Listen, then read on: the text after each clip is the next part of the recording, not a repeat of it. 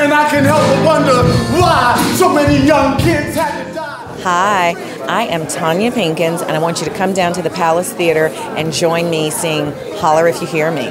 Holler if you hear me. Our block is filled with danger. Used to be a close-knit community, but now we're all home strangers. Time changes us the stone. The story is about two guys who were friends, and they were separated because one went to prison, and then the one who went to prison comes back to the neighborhood to try to change his world and to make it different. Well, I play a guy named John Cavanis, who's just spent 6 years in prison, and he's just gotten out and moves back to his old neighborhood and has decided, that he's not going to go back to his old lifestyle.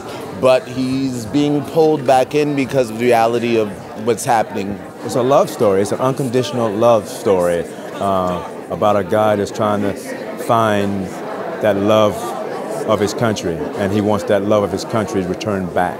So Tupac's songs help us tell that story. Living life is but a dream. Hard times is all we see. Every block is kind of mean. Yeah. But our block we still pay.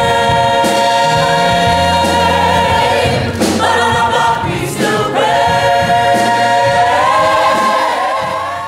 Well, Tupac had a huge imagination. Tupac had a great deal of fiction in his writing and had a brilliant way of mixing his story with the real story to the point where his life became that fiction, to the point where he prophesized even his own death, But the whole time, Tupac was an artist first. He studied ballet, he studied theater, he did A Raisin in the Sun at the Apollo when he was 12. He was dreaming of Broadway, his mother says, and you feel it when you go through the text. You can really feel that this was something that he was conceptualizing from far off.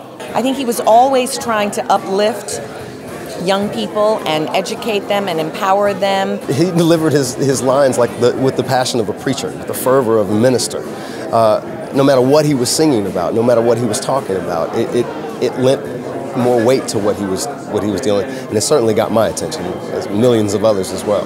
The images that were in his music, it's theatrical in a way. He's telling stories. He's talking about the things that he sees and the things that he knows, and so him seeing these things and writing them down is no different from your August Wilson writing down what he sees, or your Shakespeare writing down what he sees. It's from a different point of view, but he's writing what he sees, and he's putting these images in his music in a way it's perfect for the stage.